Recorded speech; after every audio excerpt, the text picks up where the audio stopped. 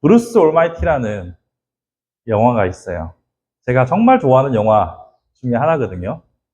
이 브루스 올마이티, 여러분 잘 아시는 짐 캐리라는 배우가 주연한 아주 오래된, 세월이 많이 지난 영화인데, 거기서 이 짐 캐리 주인공이 신적인 권능을 받게 돼요.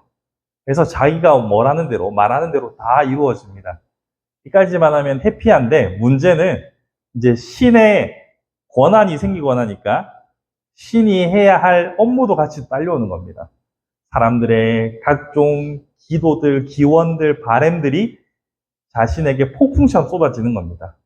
이걸 다 해결할 수 있나요? 못하니까 다 yes, all yes로 수락을 눌러버립니다. 그러자 사람들의 소원들이 뒤섞이기 시작합니다. 만약에 로또를 예를 들어 볼까요? 로또를 당첨되게 해주세요라는 소원을 모두 yes라고 했습니다. 그러면 모든 사람이 1,000원씩 가져가게 될 겁니다. 그렇죠? 자기가 투표가 아니고 그 복권을 샀는데 다 당첨되게 해주세요라고 했으면 다 당첨이 되면 다 1,000원씩 가져가는 거죠. 근데 거기도 이제 사업비랑 뭐 다 떼고 나면은 복권이 1등이 당첨이 됐는데 1,000원이 안 되는 돈을 가져가게 되는 현상이 나타나겠죠. 이것을 우리는 대혼란이라고 합니다. 방금 집신장수, 우산장수처럼 누군가는 소원으로 내일 꼭 비가 오게 해주세요라고 했고, 누군가는 내일은 비가 오지 않게 해주세요라고 기도했습니다. 그러면은 all yes라고 눌렀으면 어떻게 됩니까? 비가 오다 말다 뭐 이렇게 해야 되는 건가요?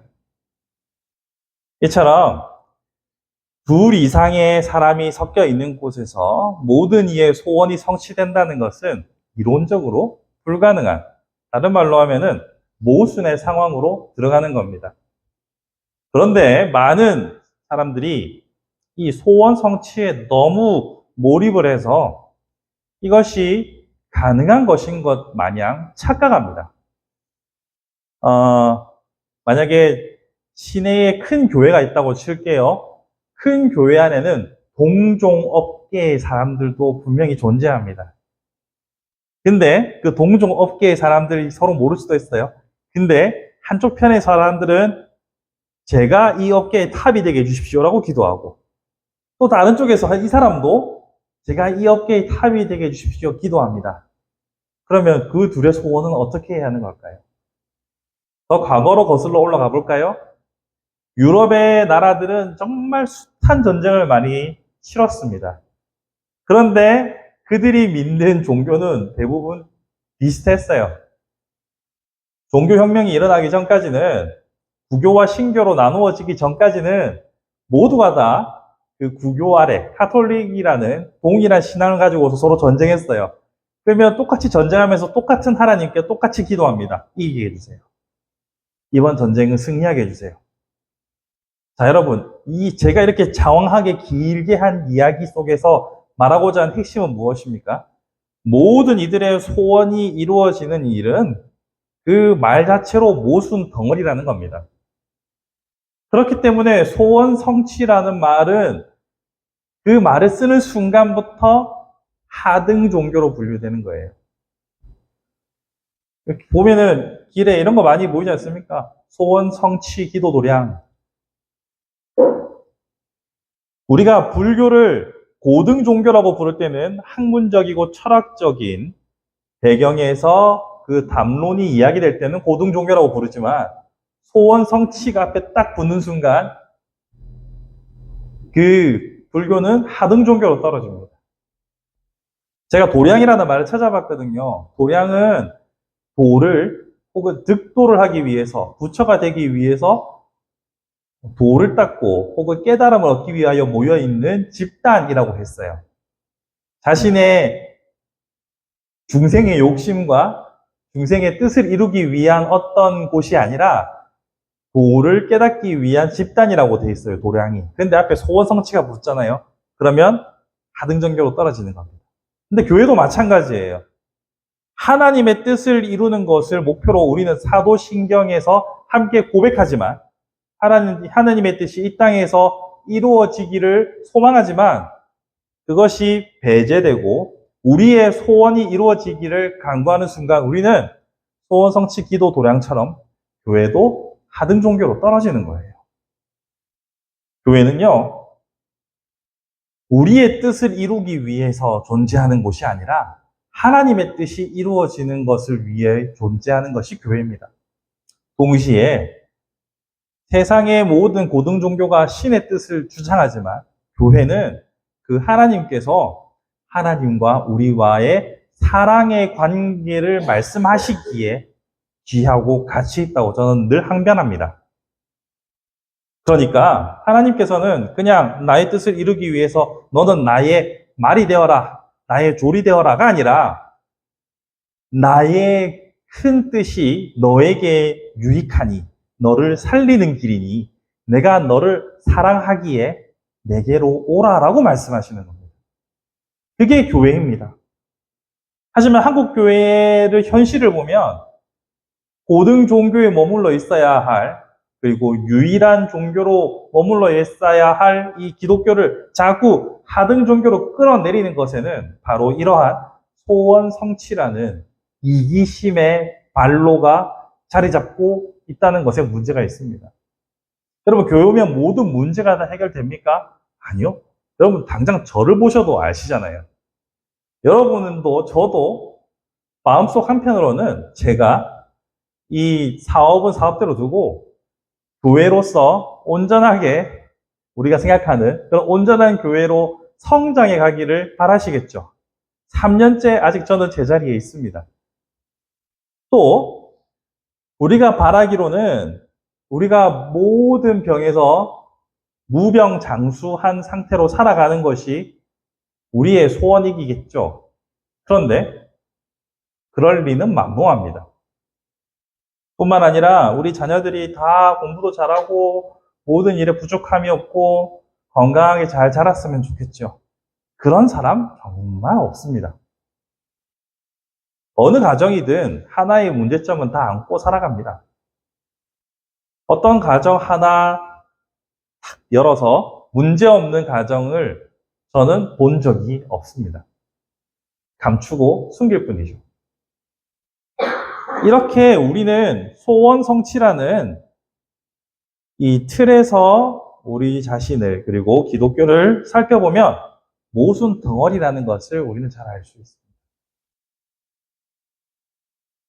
그러면 본문을 다시 한번 돌아가 볼게요. 우리가 이토록 사랑하는 본문 에베소서 4장 6절과 7절을 보시면 모든 것을 감사함으로 하나님께 아뢰라라고 말하고 있죠. 그러면서 결론으로 뭐라고 말하고 있냐면 7절에 그리하면 모든 지각에 뛰어난 하나님의 평강이 그리스도 예수 안에서 너희의 마음과 생각을 지키시리라 라고 말합니다.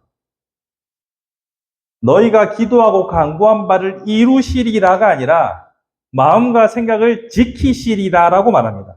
이것은 우리의 기대한 대답과는 분명히 다릅니다. 우리의 기도의 결과물은 기도한 대로 이루어지는 걸 원합니다. 그것은 신앙인이든 아니든 상관없이 누구나 다 그걸 바래요. 내가 햄버거 A세트를 주문했으면 A세트가 나오기를 바라지 B세트가 나오는 걸 바라는 사람은 없습니다. 그래서 신앙생활은 힘이 듭니다. 내가 원하는 대로 좀 됐으면 우리 부모님의 예를 들어도 우리 부모님이 좀 내가 원하는 걸 해줬으면 이렇게 생각할 겁니다. 우리 딸들도 아빠가 좀 원하는 거 팍팍 해줬으면 싶을 겁니다. 하지만 그렇지 않죠. 그렇기에 아빠와 딸 사이에 묘한 긴장감은 항상 존재합니다. 그것처럼 하나님께서 우리에게 말씀하시는 것은 우리에게 마음과 생각을 지켜주신다라고 말합니다. 이것을 유진 피터스는 메시지 성경에서 이렇게 풀어 해석합니다. 하나님께 여러분의 필요를 알리십시오. 그러면 여러분도 모르는 사이에 하나님의 온전하심에 대한 감각, 말이 어렵죠. 다른 말로 하면 모든 것을 협력해서 선을 이루게 된다는 믿음이 생겨나서, 그러니까 우리가 하나님께 필요를 알리는 그 기도의 과정을 통해서 우리의 믿음이 자라나가지고 여러분의 마음을 안정시켜 줄 것입니다. 라고 말합니다. 우리의 생각하는 구조는 이래요. 우리가 간구하면 이거를 들으시고 소원을 이루어 주신다라는 이런 절차를 우리는 생각하죠. 하지만 성경이 말하는 해답은 이렇습니다. 우리가 기도할 때 하나님과의 이 관계가 형성되면서 믿음이 자라나고 이 믿음이 우리로 하여금 마음을 안정시켜 준다라고 말합니다.